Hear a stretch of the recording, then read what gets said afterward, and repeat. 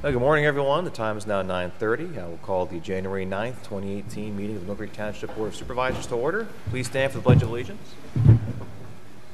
I pledge allegiance to the flag of the United States of America and to the republic for which it stands, one nation, under God, indivisible, with liberty and justice for all.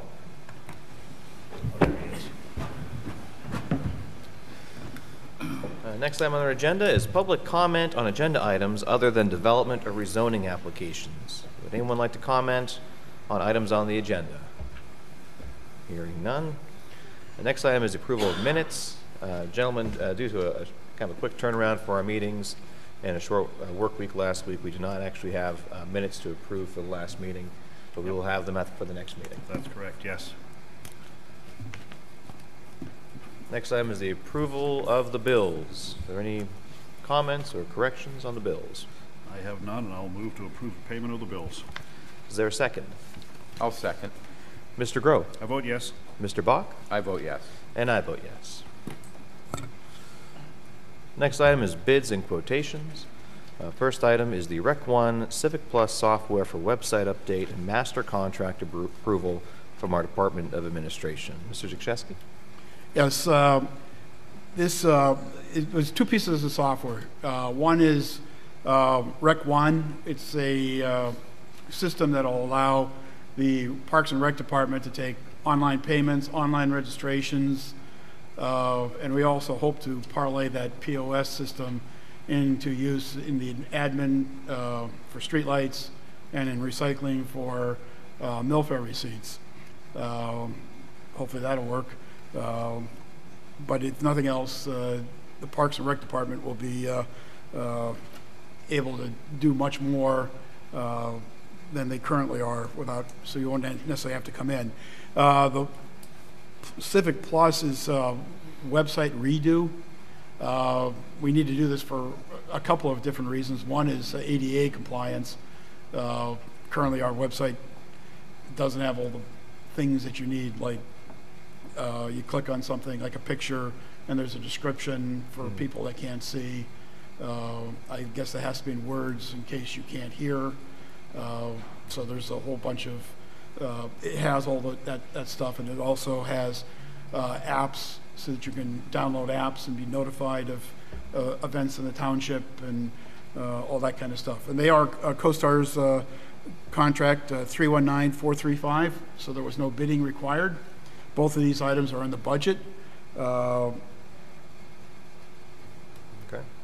Any further information? I'm looking at it. So the total fees for the setup for the first year for Civic Plus is $48,700 with annual service fees of $8,800.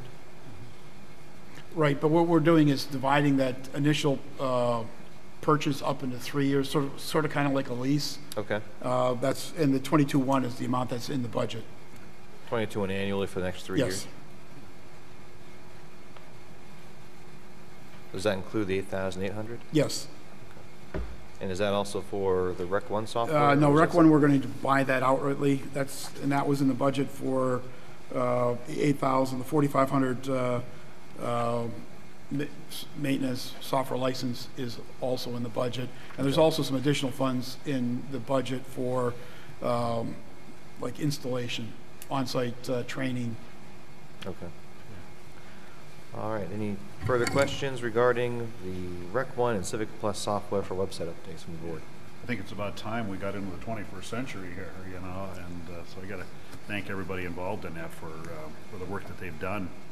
We'll have more automation now, folks, and that's a good thing. So, yeah. Mr. Chairman, just a quick clarification. So, the Civic Plus is a 3-year agreement. Is that Yes. correct? And then the Civic Rec is that a 2-year agreement, or? Because I see the $8,000 for the initial setup, and then there's another paragraph that references second year and beyond annual service fees of $4,500. I just wanted to clarify as to whether supervisors were voting on any additional years of that annual services at this point, or is that going to be voted on each year as that comes up? It would have to be in the budget every year. because it's maintenance and support. So it's like any software license. If you didn't re-up it, you would lose the rights to the license. Right, but for purposes of their vote today, it's just year one. To the 4,000. Yeah, it's just the first year of 8,000. Correct. Okay, I just wanted to clarify that. Just, I do have a question for clarification for the record. Just because we're doing this, it does not mean people cannot come in. No, and that's pay. true. So Yeah. those people out there that wish to still write with a check or pay, come to the office, they're still able to do that. It's not mandated that this is the only way to have township services, registration for classes at the Parks Department or whatever. So you're still able to do that. All right, do I hear a motion to approve the contract for Rec 1 and Civic Plus? Yes, I'll move to approve those two contracts. Is there a second? I will second. Mr. Groh? I vote yes. Mr. Bach? I vote yes. And I vote yes. Next item on bids and quotations are two requests from the Code Enforcement Emergency Management Department, replacement of 2 vehicles and the purchase of a copier. I believe Mr. Exley's here. Thank you, gentlemen. The 2 vehicles that we're looking to purchase are going to replace 2 vehicles that are currently on our roster. The first one is a 2018 Chevrolet Silverado 1500. We'll replace Unit 922, which is currently operated by the fire inspector. It is a CoStarz. It's on the CoStarz contract, so no bidding was required. Cost is $32,761 from Hallman Chevrolet. Was approved in the capital budget. This unit in particular needs to be replaced due to age. It's a 2007 Explorer is what he's driving around now and had been used very well. So it will be replaced. The second is a 2018 Chevrolet Tahoe. Will replace the 920 unit that we have. It is also on the CoStarz contract at a cost of $37,949 in the capital budget from Hallman Chevrolet.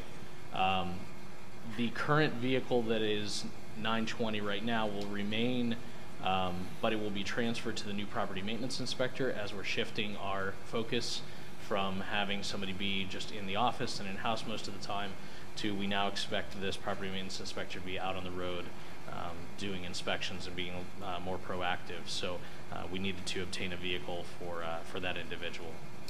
But Mr. Exley, I apologize if I missed it, but 922, is that going to be repurposed from the township? Is your intention to put it out for? That vehicle, honestly, I have not received an intention from Mr. Yatzer yet as to what he intends to do with that, but our department will be no longer in need of that, so it would be basically turned over to Mr. Yatzer for his disposition. Okay. Maybe engineering or another department could use the, yeah, thinking, yeah, right on, John. For the copier, this is something that we didn't anticipate needing, but with the move of the engineering department across the hall, we found ourselves needing a copier, scanner, printer for the Department of Emergency Management and Code Enforcement. We went out and got 2 proposals. Hagen Business Machines provided a proposal for a Toshiba eStudio 3005 AC.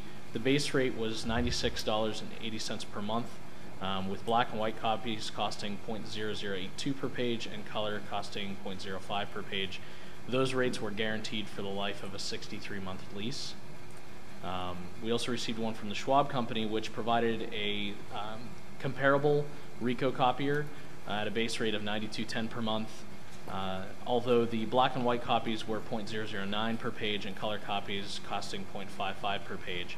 After looking at the cost per page and the anticipated lifespan of the copier, we determined that we would like to recommend to go with the Hagen Business Machines lease. Excuse me.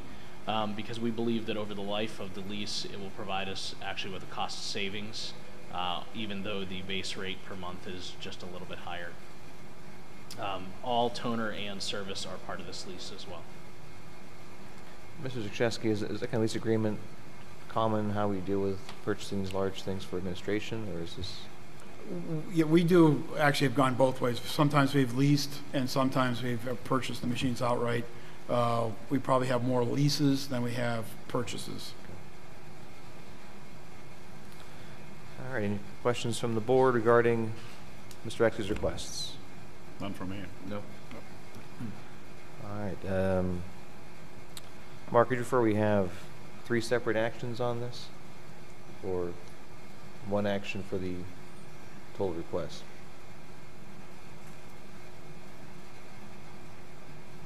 It's in the, you could probably do it in 2, I would think, because you got both of the vehicle purchases are with Hallman. Okay. Do I hear a motion to approve the request for 2 new vehicles at the CoStar's price? I'll move to approve the purchase of those 2 vehicles listed in this memorandum. Is there a second? I will second. Mr. Groh? I vote yes. Mr. Bach? I vote yes. And I vote yes. Is there a motion to approve the purchase of, or the lease for the new copier for the Department of Code Enforcement Emergency Management? Yes, I'll move to approve the lease agreement With Hagen. with Hagen Business Machines at the rates listed there.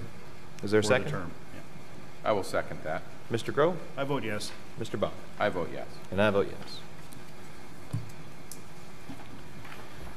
Next item on the agenda is new and amended ordinances under review. The township is currently reviewing our burning ordinance.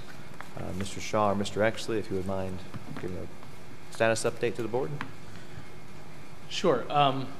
The burning ordinance, as stated earlier, has been determined to be confusing for the public. So we determined that we wanted to make that a lot more accessible to the public and easier to understand, both for our officers and for the public to be able to follow, and bring it in line with some best practices that are out there. Currently, we have met and came up with some suggestions as to some additional changes. Those suggestions are being submitted to Mr. Shaw, who will then come up with the final document for presentation to the board. Is there a timeline on when we think we'll be advertising formally advertising the ordinance? Hopefully within the next month or so. I think we want to have it in place, obviously, before the kind of the traditional, burning of firewood and so forth begins in the late spring. Do we currently have a draft available for public comment? We should shortly. We're still working out the final details of the last version, and once that's finalized, we'll be in a position to put it up on the web. All right. Any questions from the board? Done for me. No. All right. Thank you, Mr. Exley. Thank you, Mr. Shaw. Next item on the agenda is Resolution 2018-R3, a resolution to set the rate of participant contribution to the Mill Creek Township Police Pension Plan. This is a routine action the board adopts annually to just formally clarify the contribution from our police officers towards their pension. This year we set at a rate of 5% of the participant's compensation, which is the same as last year, and this is all negotiated through the police contract. Do I hear a motion? Any questions on the resolution? I have none there. It's standard No procedure. question. Do I hear a motion to approve Resolution 2018-R3?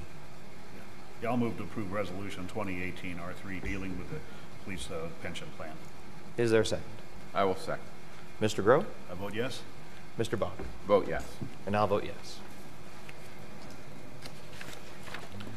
Next item on the agenda is Resolution 2018-R4, a resolution pursuant to Resolution 2015-R20 and the Municipal Records Manual to approve proposed disposition of certain township records. The records today is the permission granted to the police department to delete dash cam videos when they reach their 180-day required retention period, and that would be videos that would be recorded between January 9th, 2018 and January 23rd, 2018. Is that accurate, Mr. Groh or Mr. Bach? Yes. Do I hear a motion to approve Resolution 2018-R4? Yeah, I'll move to approve Resolution 2018-R4. Is there a second? I will second. Mr. Groh? I vote yes. Mr. Bach? Vote yes. And I vote yes. Next item on the agenda is Resolution 2018-R5, a resolution to approve PennDOT Sidewalk Reimbursement and Maintenance Agreement number 010W71 pursuant to settlement agreement. And I will throw that over to Mr. Shaw for a brief explanation. Sure. This is actually an agreement that the Board of Supervisors voted on last month relating to the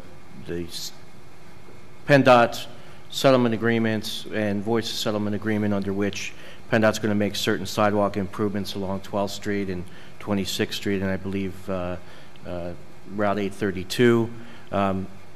We sent the executed document over. They came back and said, hey, we need a resolution, so we've put it in the form of a resolution.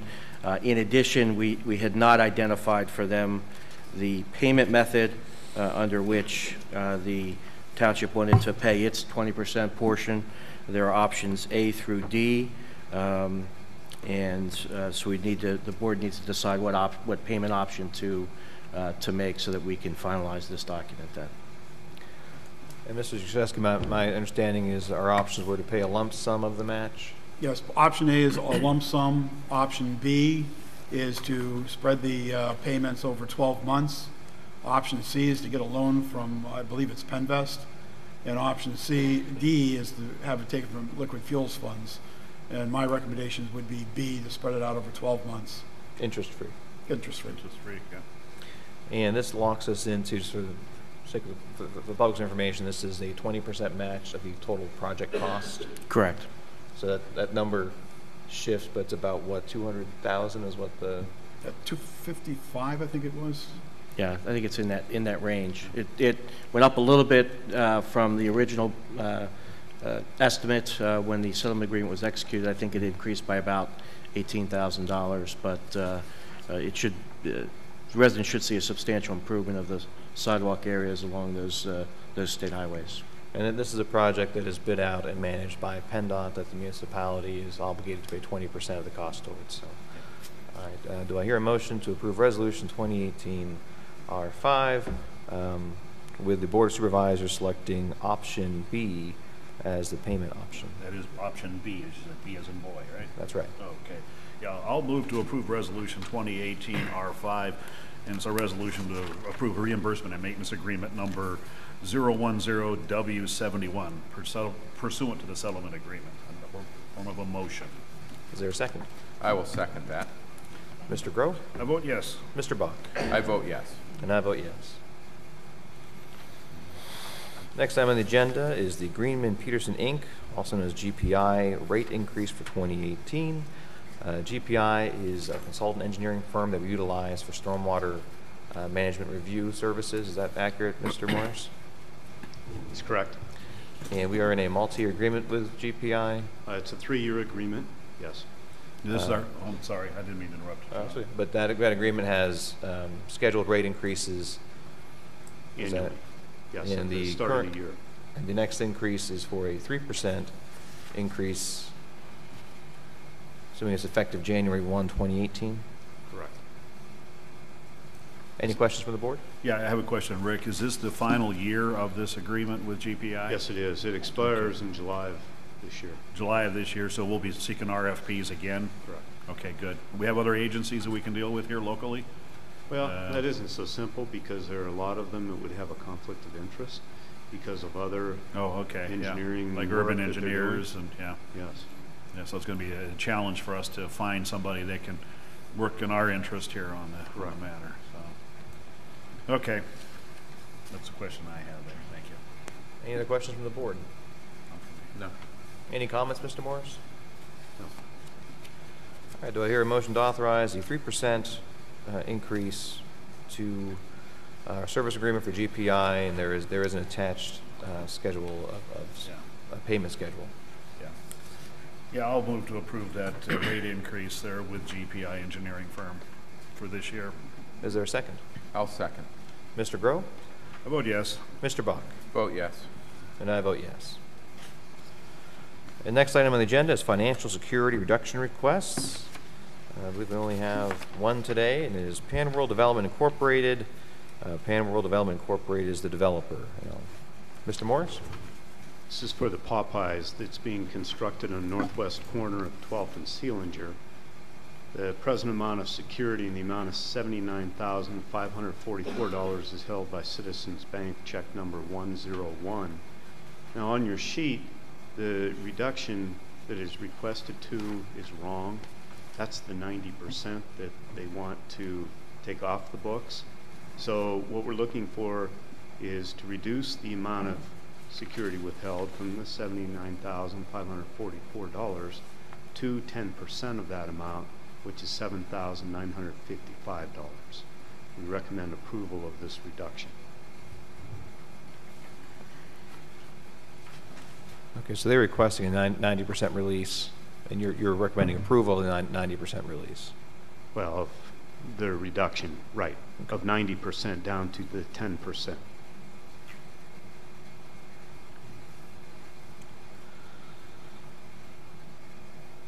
Any questions from the board? No. All right, do I hear a motion to approve the security release request? And also with the amended form as noted by Mr. Morris. I'll move to approve that financial security reduction. Is there a second? I will second. Mr. Grove? I vote yes. Mr. Bach? I vote yes. And I vote yes.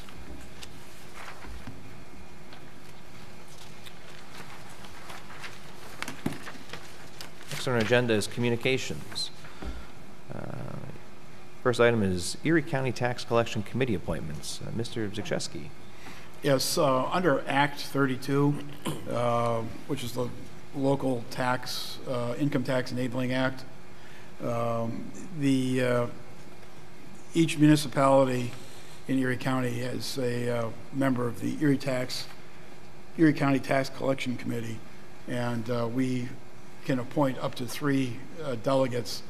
Historically, the treasurer has been the primary delegate, with one of the supervisors or more being alternate delegates. But we rarely miss the meetings. And actually, they've reduced them to 2 from 4 a year. So this group is responsible for overseeing Berkheimer, in this case, who is our tax collector, and decide issues that may come up. Very little does come up because the system seems to be working fairly well. So we need a motion to reappoint Myself as treasurer, and an alternate. We should have an alternate just to have an alternate, and that alternate could actually be the board of Erie County Tax Collection Committee, because a lot of municipalities do that for an alternate. So we could appoint Lynn Craker to do that? No, it would be Alan Kugler, or Aaron O'Toole. Okay. As an alternate, okay. Well, I would move that we appoint Mr. Zachewski as the voting delegate for the Erie County Tax Collection Committee. And I'll second that. Mr. Grove? I vote yes. Mr. Bach? I vote yes. And I'll vote yes. And gentlemen, I'm Mr. Zachewski's liaison. If you want to appoint a delegate, I'd be happy to serve. I don't know if anyone else would like to serve on that as an alternate. With that said, I'll make a motion to appoint you as an alternate. Thanks. Hear that train coming? I will second. Mr. Grove? I vote yes. Mr. Bach? Yes. And I will vote yes. Careful what you wish You for. didn't. Congratulations, Mr. Zachewski, on your appointment to the board. Congratulations to both of you, actually. The good thing is it's only twice a year now instead of 4 times. All right, we have a training request from the Public Works Department. Mr. Grove? Yes, actually, this comes from Gary Snyder, Director of Public Works. He'd like permission to send the following employees: Chris Brenner, Rob Balco, and Mike Sornberger to the PennDOT bituminous plant and field technician certification courses and workshop.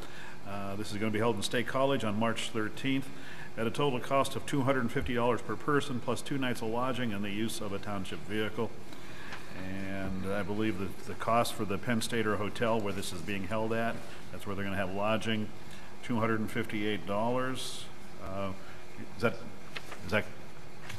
correct for all 3 of them then, Gary? Yes, that's for all 3. We Okay. trimmed that down to just 1 night instead of 2. 1 night, okay. So it's $250 per person. That's $750 plus the $258 for the room, and then Correct. whatever fuel and meals that might be involved in that there. So I put that in form of a motion to approve that training request, which is needed if we're going to run an asphalt plant. So, yeah. I will second that. Mr. Grove? I vote yes. Mr. Bach? I vote yes. And I vote yes. Okay. I also have Excuse me just a second here. Let me get the right memo. I got them all out of order here. I got it, yeah, I got it. And I have a request from the Erie Council of Governments, that is, and wish to reappoint Brian McGrath to the Erie County Signage Region Trust for a 3-year term. The trust is a group which determines signage and historic standards for signage and historical markers throughout Erie County. It is a 3-year term, as I mentioned, and the term, if approved, begins immediately. I put that in the form of a motion, and the reason is that Brian is a founding member of this trust, and the COG felt it would be really good if he could be reappointed for this. It does not have to be an elected official to serve on this trust. It can be in the future, but for one more term, and I think Brian's expressed his interest in that. And as we know, signs are important with him, so I think that would be a very good thing to reappoint him to it. So, yep. So I put in the form of a motion. Is there a second? I will second that. Mr. Grove? I vote yes. Mr. Bach? I vote yes. And I vote yes. And I have another one here from Ashley Marsteller requesting the approval of a hiring for a dance teacher, Samantha Howard, at a rate of $9.50 an hour. And this is, I believe, a part-time position. Yep, a part-time position at $9.50 an hour. Put that in the form of a motion. I'll second. Mr. Grove? I vote yes. Mr. Bach? I vote yes. And I vote yes. Okay. And I do have, of course, I think Matt Exley is going to talk about Team Rubicon, and Gary's going to talk about snow removal and what we've done here when it comes around to them. But one thing I'd like to get clear, we heard some rumors coming from the public, and I'm not sure if they're rumors or facts or things that were misstated, both by Advanced Trash Service and by the U.S. Postal Service, that we, as the township, had ordered them off the streets. That was never done. We've had residents call the township building claiming that we ordered Advanced to stop picking up trash and the Postal Service to stop delivering mail. Neither one of those is true or correct. So if anybody heard that, whoever told them that was incorrect in saying that. So I just want to get the record straight on that. So, and of course, when we get around to Matt and Gary, they can talk about their efforts there with the snow removal. That's all I have. Thank you. All right, thank you, Mr. Grove. Next item on the agenda is the PSATS conference approval, and that'd be the Department of Administration. And I believe we just need to authorize the number of attendees. This is the annual conference for the Pennsylvania State Association of Township Supervisors. Typically, we send at least one delegate. Other board members have attended in the past, but I believe this year we're sending Mr. Bach on his own. That's correct. But we're going to send him some company. A few people, yeah. So this will be approval of Mr. Bach. It will also be the approval of our Township Secretary, Cheryl Williams, our Township Treasurer, Mark Suchesky, and also a member of our Township Engineering team that is yet to be determined. Ms. Sokol and Mr. Waldinger have been discussing who will be attending, but there will be a representative from that office. Yep. Is that all? Gary? Gary, I think. Mr. Snow, you want to go to PSATS? Doesn't matter. If you want me to, I will. Okay. We typically send 5 members, but as 2 members of the board won't be attending, we'll be sending some of our chief staff. So that'll be approval of 5 representatives to attend, and I'll make that in the form of a motion. Okay, I'll second that. Mr. Grove? I vote yes. Mr. Bach? I vote yes. And I vote yes. Next is the PELRAS conference approval. This is an annual conference for public officials to learn the latest on legal issues for public entities, contractual issues, those sorts of things. Again, we typically send the members of the board, our treasurer, and our human resource manager. So that would be, again, 5 representatives to the PELRAS conference. Are there any questions from the board or any comments from Mr. Zikrzewski? We also, and you go, but I've not gone at this point. That's right, yeah, he has not. I so could. are but we I- approving 5 or approving 6 today, John? I think it's just 5. Yeah, I think that's what we have is 5 going in. Be the supervisors, HR, and Mark. Yeah, I don't recall us ever bringing a solicitor with us, because first of all, we have a labor solicitor. And, Oh, that's true. Yeah, I think that's a of course- labor-related Okay. Right, and event. of course, our police contract was handled through Campbell Durant out of Pittsburgh. So that's, yeah. All right. I'll make an informal motion to approve 5 reservations for the Pelraz Conference. Okay, I'll second. Mr. Grove? I vote yes. Mr. Bach? I vote yes. And I vote yes. Also, just makes public aware, we did hold 2 executive sessions since our last meeting, one on December 28th, 2017, and one on January 4th, 2018, which are routine meetings we have with our solicitor to discuss various legal and personnel issues with the township. Next item is MPD requests. I'll hand it over to Mr. Bach. Okay, we had a request from Chief Scott Height to approve the elevation of Patrol Officer Jonathan Kutama to Class D Patrol Officer effective January 16th, 2018. Officer Kuterna has met or exceeded the department requirements of a probationary police officer. And the second request is from Chief Matthew Parker, submitted from Kearsarge Fire Department. He has nominated Dakota Bish for appointment to the Mill Creek Township Special Fire Police. Mr. Bish, who resides at 2415 Poplar Street in Erie, 19 years of age. He has successfully completed a basic fire police operations course provided through Butler County Community College in conjunction with the Pennsylvania State Fire Academy. Criminal history search supplied by Kearsarge Fire Department has revealed no criminal record for Mr. Bish, and they are seeking his approval. He will be sworn in at the convenience of the board at a later date. Those are the 2 requests. Okay. Do I hear a motion? Any questions from the board on those requests? None from me. I'll second both requests.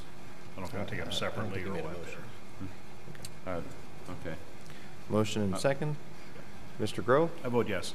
Mr. Bach? I vote yes. And I vote yes. All right, gentlemen, just a quick update for the public. Our municipal comprehensive plan is continuing to move forward in our planning process. We did announce, sent a press release out last week, and also did an email blast notifying folks that our next round of public meetings will be held this month. That'll be January 24th. It's a Wednesday evening from 6 p.m. to 8 p.m. at the McDowell Intermediate School. And there'll be another meeting on January 25th from Thursday evening from 6 to 8 at J.S. Wilson. These are going to be open house format.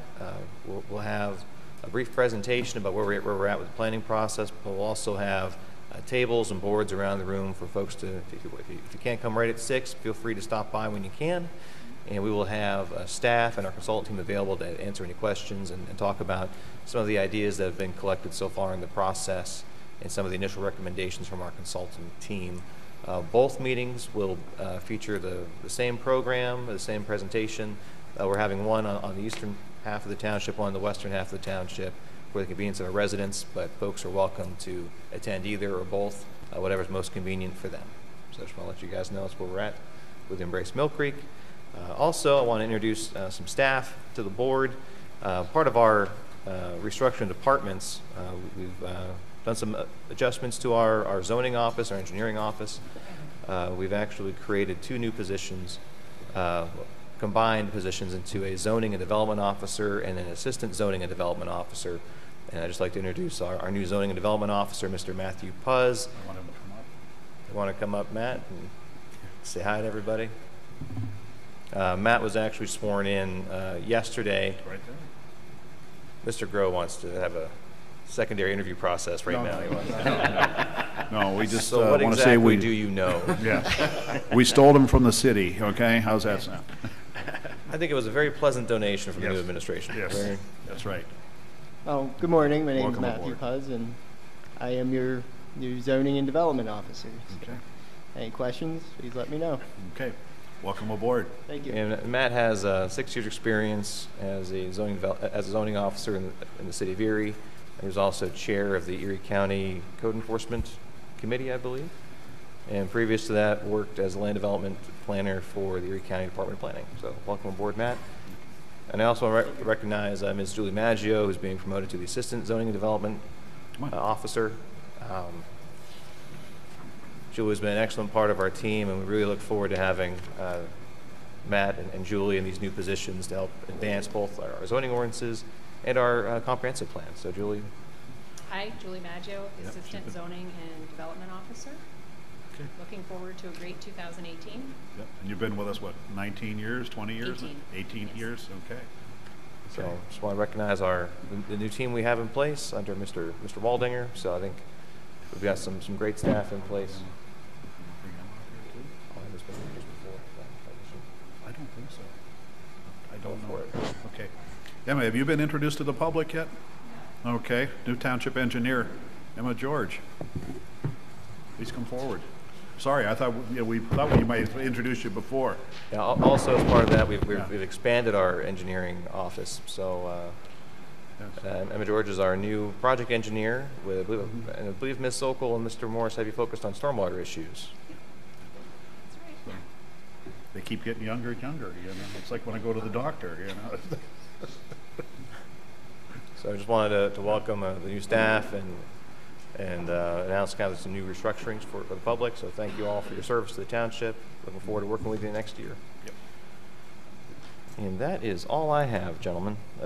Next is our student ambassador report. This Thursday, January 11th, there's going to be a boys basketball game versus Erie High School. McDowell Student Council is selling shirts to benefit the American Heart Association, and they will be collecting donations at the game. So come on out, support McDowell, and wear red to the game. Thank you. Thank you. Next is solicitor communications. Mr. Shaw, what wonderful news do you have for us today? Yes, as you know, we've been discussing with Nancy Shea ways of trying to resolve the lawsuit that she filed with respect to the sign ordinance. We've come to a resolution with respect to that lawsuit, and you have in front of you a settlement and release agreement relating to that. Under the agreement, the township agreed to remove or eliminate the 2-sign limitation for temporary signs and would be paying the plaintiff's attorney's fees in the amount of $23,396.25, which was a negotiated number down from a higher number that the plaintiff had sought. The recommendation from the solicitor was to proceed and resolve this, given the potential cost of litigation in relation to the benefit of keeping that limitation. It was a case that could have gone either way, and so the decision was made. I believe that it made sense to simply resolve it as opposed to potentially incurring some additional significant costs defending it down the road. Mr. Shaw, we received Ms. Shea's response today. This morning, yes. And we have a deadline coming up to respond to the complaint with an answer on January 17th. So the timing is a little bit hurried, but there's deadlines that we're trying to react to and avoid to try to get this resolved. All right. Any questions or comments from the board? Personally, I'm glad to see that we've come to a conclusion of this matter, and hopefully we'll never visit this matter again. I think you folks know where I stand on the political sign matters, the issues. It is not a battle, in my opinion. I know this may offend some people in the public, maybe even among the board here. This is not a battle that I think it's worth taking up, and I hope that we are done with this once and for all. I do believe we have to amend our sign ordinance provisions permanently to delete that provision. Yeah, once the document itself is executed, we have 45 days to amend the ordinance to remove that provision. Right. So I'm just glad we're done with this. I see some members of the audience shaking their head, can't believe the money we're spending out on this one, and it bothers me that once again we're paying out somebody paying money out to somebody for something that was kind of, in my opinion, as a former zoning administrator, just not too sure about. And although, yes, I voted yes for the sign ordinance, I also put a caveat on there saying, we'll be revisiting this matter, and that old saying, I told you so, well, we did it a couple times. So, anyway, got my thunder there, thank you. Mr. Bach, any comments or questions? Brief comment, echoing Mr. Grove's sentiments there on the sign ordinance itself. Obviously, that was before I took office, but I saw the reaction of some people at the payment. I had sticker shock as well, but I'm in agreement as well to just cut our losses on this, move on, and let's hope we have more diligent determinations in the future when things like this come up. Thanks. I guess that leaves me.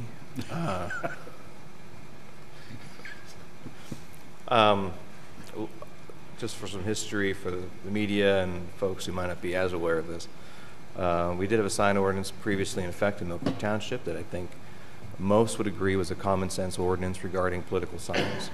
That was that support for political candidates, you have to sign up in your yard 30 days before an election, and we requested you please take them down 3 days after, which I think most folks would agree is a pretty common sense approach. Unfortunately, the Supreme Court a few years ago disagreed with that, in that you can't actually regulate signs based on content. So you can't treat a political sign any different than a realty sign, a yard sale sign. We support our local fire department sign. They all have to treat it equally, which was really the crux of another lawsuit we faced last year. As part of that, we along with hundreds, if not thousands, of municipalities across the country had to amend their signage ordinances.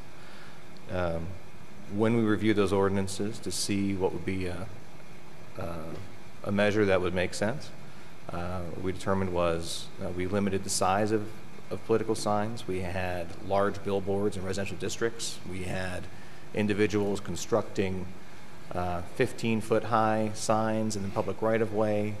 I believe the city had an instance where a billboard actually had razor wire wrapped around it to prevent folks from tampering with it. So clearly we needed some form of regulation on temporary signs. Part of the new ordinance, we determined that signs in the right-of-way would not be permitted. A lot of times folks would see political signs littering along the highways, boulevards, so part of that ordinance restricted that activity. Another part of the ordinance was to restrict the size of signs in residential districts to 5 square feet, which is a typical realtor sign size. And when it came to whether or not these signs could be temporary or not, the only way to really enforce a 30-day limit would be to have every individual who wanted a yard sign to come into the township office and get a permit, which we thought was unreasonable and really not anything that would be feasible from an administrative standpoint.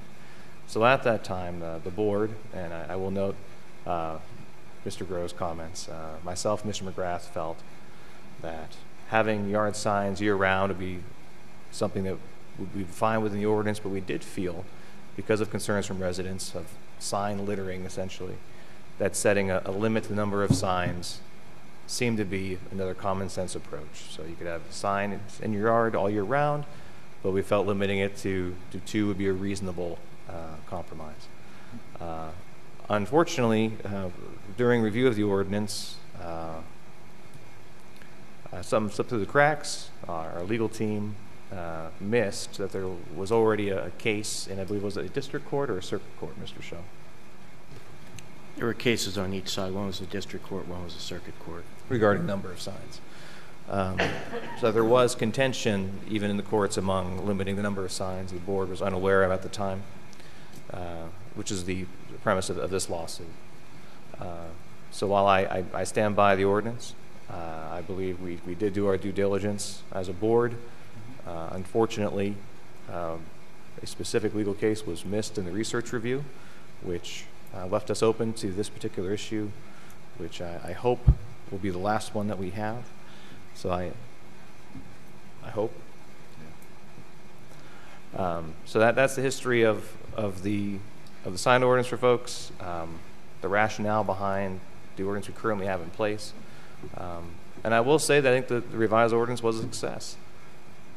We didn't see billboards in residential districts this past year. We saw considerably less signs littering along the highways. So I think those elements of the ordinance serve their purpose. And it's unfortunate that we need to address this issue again. Yeah. Well, yeah, and I will agree with you, John. I mean, mark that down. We agree on something here, folks. But the point here is that we will be revisiting this, and I think that I encourage us to revisit this matter as more court rulings come around that allow us to make a specific regulation. And I think Mr. Shaw brought this up when we were talking about this ordinance, was that it was kind of untested. So as we see cases that are being tested through the Supreme Court, let's keep in mind these last few years when it comes to politics, it's really polarizing the free speech on both sides.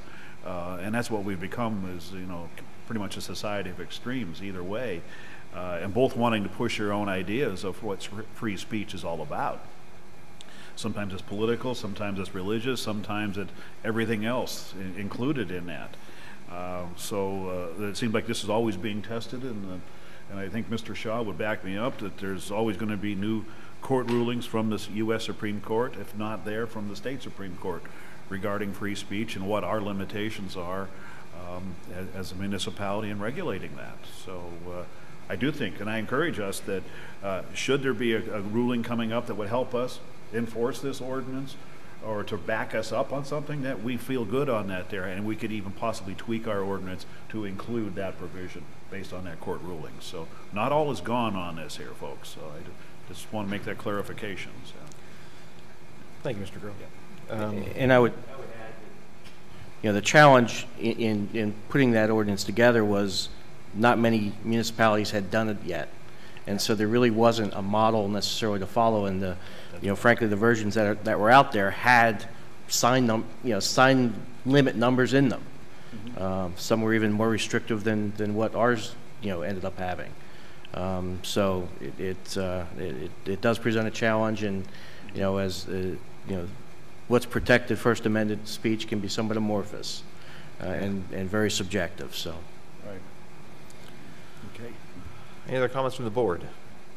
For me. Well, I will entertain a motion. Will you take comment? Oh, I'm sorry. I'm sorry. I jumped ahead. I think we need any public comment, because this is a. Isn't it after we actually make the motion, though? Good. Yes. Yes.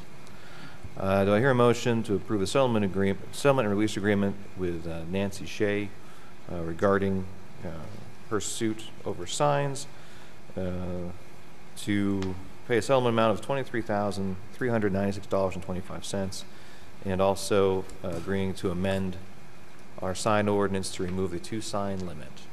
I so move. Is there a second? I second. Any comments from the public on this issue?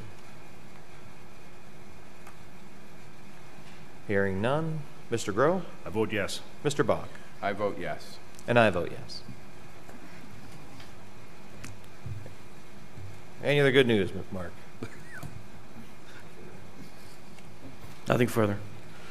All right, right to know report. I have the right to know report from December of 2017, and the good news is there were no new right to know requests in December of 2017. Wow. We had one that carried over into the month from November, which was denied due to the fact that there were no existing records. And that's it. Thank you, Cheryl. Anything else for the good of the order from the board?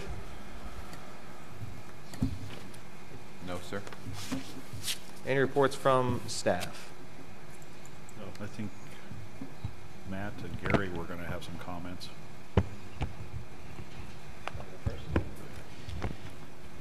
Gentlemen, I just wanted to publicly thank, again, everybody involved with the response to our latest disaster. Unfortunately, Mill Creek Township in 2017 experienced more disasters than we're used to. We activated our Emergency Operations Center 5 times during the year, with an average time of 2 weeks being open and activated. with those.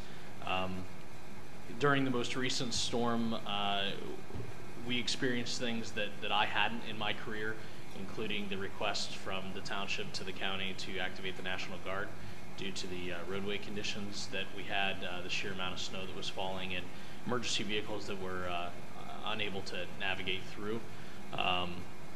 We also had Team Rubicon come into town 2 times this year, including during the current winter storm. We'd like to thank them for all their hard work.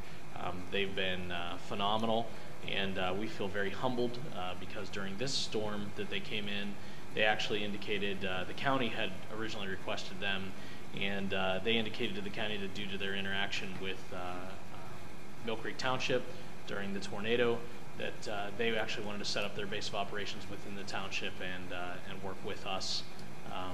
We felt all the disasters that they've been involved in, if they're singling us out, we were pretty proud of that. Our staff during this last winter storm worked an average of 96 hours a week between per person to try to get things back on track, and worked very closely with the Public Works Department and the other departments that were involved to try to overcome this historic snowfall that we had. We're starting to get back to where we need to be. However, as you've experienced over the last couple hours, things are starting to warm up, and that presents yet another risk for us, which we'll be keeping a close eye on for later this week to make sure that we can respond to any changes in the snowpack flooding and or icing conditions throughout the week. Okay. I just want to make, excuse me, one comment there. First of all, big thanks to you and Caleb for the endless work that you guys did, and of course all the emergency services work, as well as the Department of Public Works. One thing that may or may not be known, but there were many local establishments that were taking care of the Team Rubicon. As you know, they're from out of town, the majority of the members are, and they are retired veterans and first responders. We had local restaurants serve them dinners, supply them lunches and breakfasts, and then I think there were passes to video game places and stuff in their off time. It made them feel pretty welcome, I understand, and so a big thank you and a shout out to those businesses that have helped out in providing those services for the members of the team. And I believe that we're, hopefully, if anybody out here, and maybe the media will pick up on this, if there are any restaurants would be willing to help out this week, because they're going to be here through Friday, am I correct? We actually just received notification this morning that due to the number of residences they were able to get through and whatnot, that they are actually going to be demobilizing today. Today, okay, then we're all done. There's no need for that, therefore, but it's nice that should Team Rubicon come back, hopefully we don't have to need them back there unless it's just for a social visit, but that the business has stepped up to help out those who are helping us. So, yeah. Gentlemen, one other thing, just to, before Gary takes over, because this will kind of play in and it addresses the concern that you had earlier with the Postal Service. So during this storm, not only did we receive historic snowfall, but we also did something that I don't believe has ever been done in Mill Creek Township before. We declared travel restrictions based on a snow emergency. While we have snow restrictions in place for parking throughout the entire winter, a snow emergency allows us to quickly clear roadways without providing notice if we need to, so that our plow trucks can get through and emergency vehicles can get through. And as part of that, it allows us to do travel restrictions as well. Those travel restrictions were in place for a 24-hour period. Again, they were somewhat unprecedented, but due to the unprecedented amount of snow that we received, we felt that they were necessary. It's important to point out during those travel restrictions that while they do limit the folks that are on the roadway, there is a list of people that are exempt from that, including firefighters, nurses, doctors, postal service, trash pickup, those kind of essential services that we call them. So those folks were allowed to still travel. And we worked closely with UPMC Hammett and St. Vincent's to ensure that the hospitals were still staffed during those. That was another one of the things that the National Guard did, was help transport folks that needed to go to work to those facilities. Again, with the Postal Service, just to, I guess, give a better idea of how big this storm was, they suspended operations based on the storms and how many trucks they were getting stuck. I spoke to the postal inspector yesterday, and he indicated that the reason why everything had been kind of backed up is you stop 2 days of mail, and the mail sits there and just keeps multiplying and multiplying, and now you have to spend, you know, I think it's 5 days or something like that per 1 day that it's shut down. So it's a pretty significant thing to shut down the mail, and that's what happened on those 2 days. They made an internal decision for the safety of their drivers.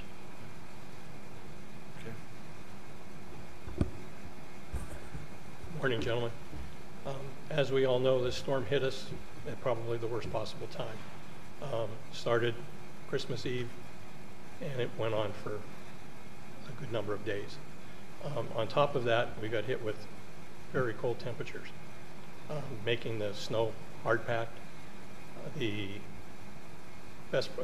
worst problem we had was with parked cars on the streets. There was times that we couldn't get a plow through, and that's why you see some places where they still have ruts. We worked very closely with the 911 center and the Mill Creek Police. If they needed an ambulance to go someplace, we pulled a plow truck out of his rotation and made sure that the roads were clear so they could get there. We had 17 trucks out in the evening, and 5 or 6, depending on how many folks we had, during the daytime to kind of clean up. The nighttime benefited us more because it's less traffic, and we, you know, to deal with these trucks. They're not like plowing with a pickup truck. They take a lot more experience with a wing on them, and it takes up a lot more real estate. Yesterday was the first day we could get salt down on the roads to where it would work. The magic number for the salt is 24 degrees. If it's colder than 24, the salt will not work. And by throwing it down, we're just wasting money. So yesterday was the first day we were able to put that down. The streets started to cut quite a bit yesterday. A lot of mealy stuff, a lot of slush. We had 17 trucks out yesterday, getting that as much as we could off the road. We have 17 trucks off today doing the same thing. This is going to be a daily process just because of the way the snow is packed. And that's really, you know, the best way we can do it. We had talked about bringing graders in and that type of deal. The state didn't make us a promise of getting in here until I think it was 3 days later after they started cutting the roads. By that time, it was really too late. You get on a tar and chip road with a grader, and we're going to do more damage than we did good. I want to commend the fellows that worked. While they did get paid, it was still time away from their families on a holiday. I think they did a really good job, as did everybody in the county. If we have any questions, I'd be happy to answer them. But other than that, that's where we sit today. Okay. Well, with that, any other comments from staff or the board? All right. Citizens to be heard. If anyone would like to address the board or ask any questions of us or our staff, please come to the podium, state your name and address.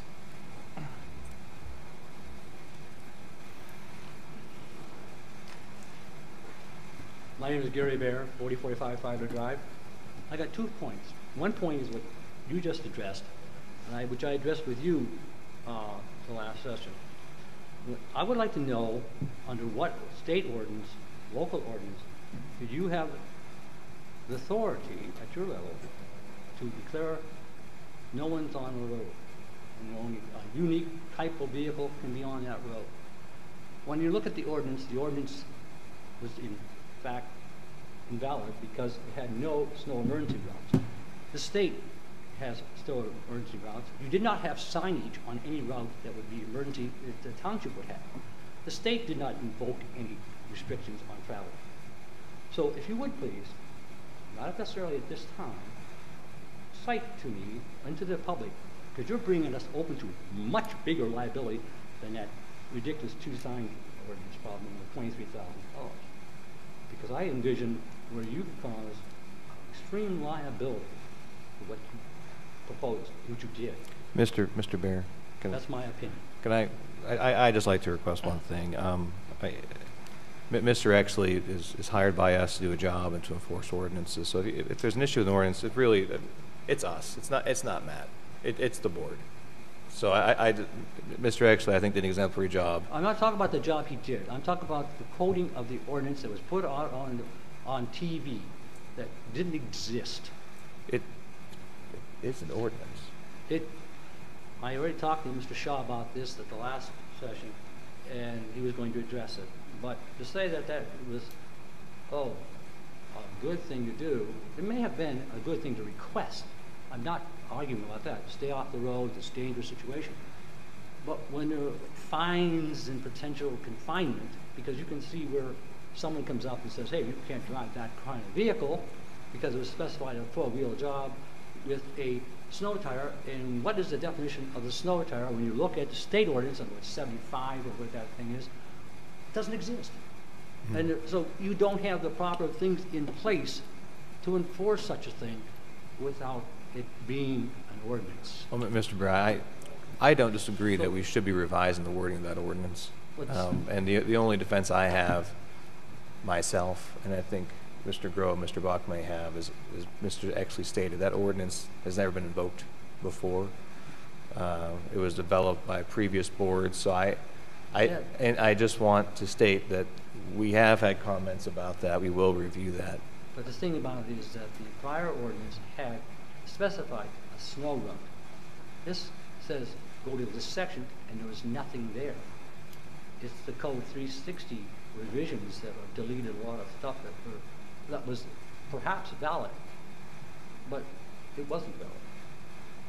So thank you for bringing it to our attention, Mr. I don't want to go on and on about this forever, but I kind of don't like somebody limiting restricting me to do something or go for medical care if I have to take someone someplace to this place. When the vehicles can't get through, we have to have some couple of Humvees that are supposed to be magic vehicles. You can see the liability growing from my perspective. And obviously some lawyer, which we won't name, saw opportunities to harvest on our sign ordinance. So it gets to be ridiculous when me, the taxpayer, has to write checks as well as you as a taxpayer writes checks. Okay, now switching gears. Back when the board approved the change in supplier to our trash pickup and removal, hazardous waste situation, it was said that nothing was going to change. Everything would remain the same. However, over the course of time, it seems to be that was meant for one party, the township. For what? I'm sorry. I'm having trouble speak hearing a little closer to the mic, Gary. Okay. Sorry.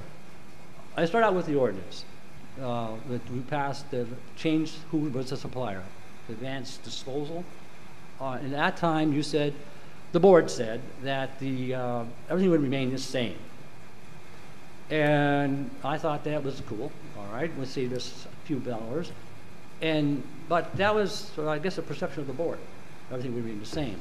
Over time, it appears things haven't remained the same. And that one party, to me, seems to think it remains the same until it doesn't. And you've seen that happen with the leaf collection.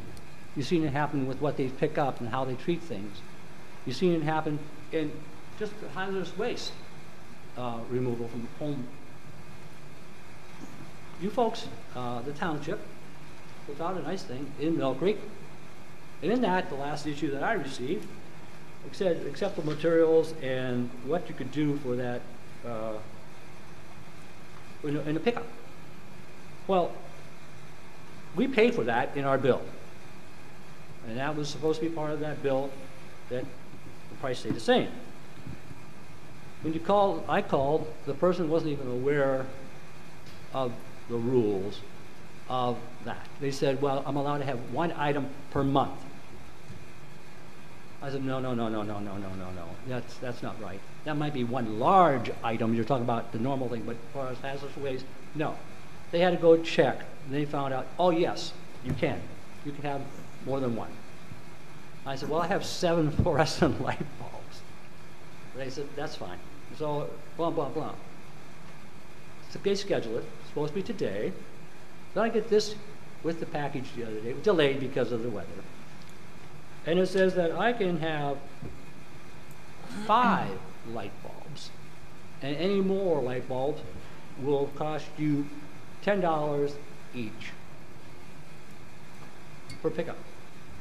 And I'm wondering, well, now I have 7. I gave them 4. They're going to have to come back for 3. And the 18th, I would. Someone could schedule that, if they will schedule it. So my question is, there needs to be a review of what is in this contract and what is not in this contract, because it's getting to be ridiculous. I had a guy come along at the ordinance says no grass with your leaves. So that's trash under the definition of the ordinance. The guy comes along, rips open the bag, throws it in the street as illegal dumping. So what is it?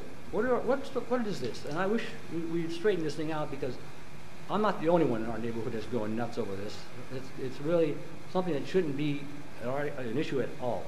Now, the prior supplier did an excellent job with some problems, but not like this.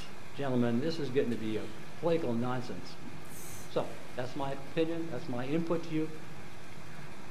John, and I know you're on this side of advanced disposal, so I understand. I was hoping I could go a meeting without talking about advanced, but it's my resolution this year. Maybe once a month I'll talk about them. I am not happy with that. I told them when we voted for the contract, because keep in mind that they were the low bidder, that they had big shoes to fill. Waste Management satisfied us very well. Yet there are people out there that do not like Waste Management. Yeah. I can tell you now, based on the number of calls that we continue to get every day, and that is no exaggeration, Advanced is doing a horrible job. We're talking now 9 months that they've been doing this for us.